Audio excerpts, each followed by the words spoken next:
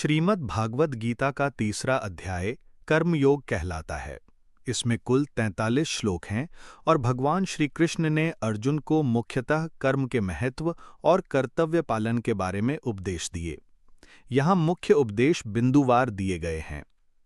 भगवान श्री कृष्ण के मुख्य उपदेश अध्याय 3 कर्मयोग।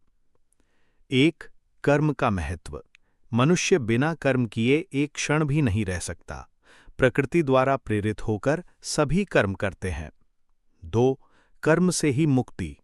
केवल ज्ञान से नहीं बल्कि निष्काम भाव से कर्म करने से ही मुक्ति मिलती है। 3.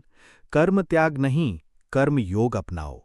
संसार में रहते हुए अपने कर्तव्यों का पालन करो, लेकिन फल की आसक्ति मत रखो।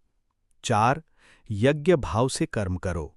सभी कर्म यज्ञ भाव से करें, क्योंकि यही सृष्टि का नियम है। 5. लोक संग्रह का महत्व। श्रेष्ठ पुरुष जो आचरण करता है, लोग उसका अनुसरण करते हैं, इसलिए कर्म करते हुए समाज को प्रेरणा दो। 6. अहंकार और आसक्ति छोड़ो। कर्म करते समय मैं करता हूं का भाव और फल की इच्छा छोड़ दो। 7. स्वधर्म का पालन श्रेष्ठ है। दूसरे के धर्म को अपनाने से अच्छा है कि अपने धर्म का पालन किया जाए, चाहे वो साधारण ही क्यों ना हो। 8. इंद्रियों को संयमित रखो।